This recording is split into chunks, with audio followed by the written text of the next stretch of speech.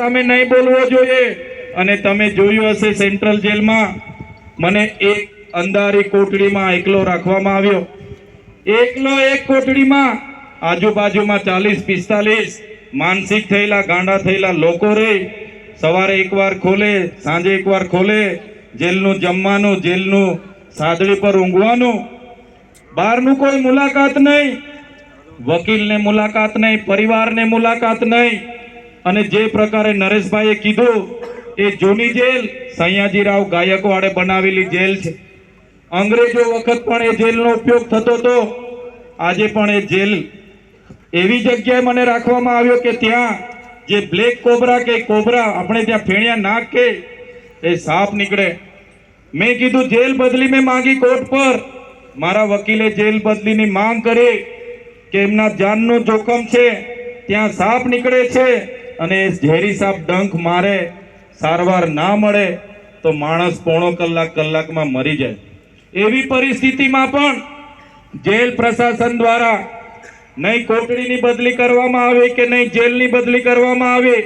અને એવી પરિસ્થિતિમાં એક અઠવાડિયું, એક મહિનો કરતા 80 દિવસ મારે વિતાવવા પડ્યા। સાથીઓ, હું જેલથી ડરતો નથી, પણ જ્યારે કોઈ વાક વગર, ગુના વગર આપણને જેલ જ્યારે સરકાર કરાવતી હોય ત્યારે આપણને દુઃખ થાય છે। આવી પરિસ્થિતિમાં 80 દિવસ બાદ મને એક સિપાહી આવ્યા, એમણે કીધું, ચૈતરભાઈ તમારો ઓર્ડર આવી ગયો છે, તૈયાર થઈ જાઓ, તમને તમારો પરિવાર લેવા આવ્યો છે।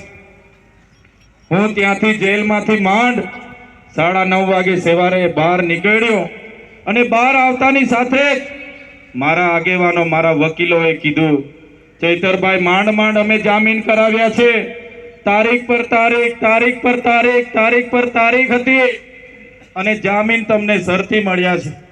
ત્યારે નામદાર હાઈકોર્ટમાં સરકાર દ્વારા, એમના પોલીસ અધિકારીઓ દ્વારા ખોટા એફિડેવિટો રજૂ કરવામાં આવ્યા અને કહેવામાં આવ્યું આ માથા ભારે માણસ છે, એને આદિવાસી વિસ્તારમાં રહેવા નહીં દેવાય। અને મારે જે જામીન થયા એ જામીનમાં શરતી જામીન આપવામાં આવ્યા કે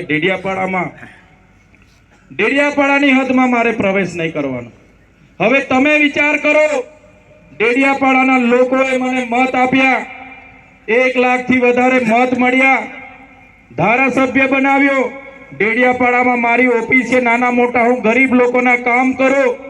ત્યાં ભોગજ મારું ગામ છે, ત્યાં મારું ઘર છે, મારો પરિવાર છે, પણ હવે મારે ત્યાં 1 વર્ષ સુધી નહીં જવાનું।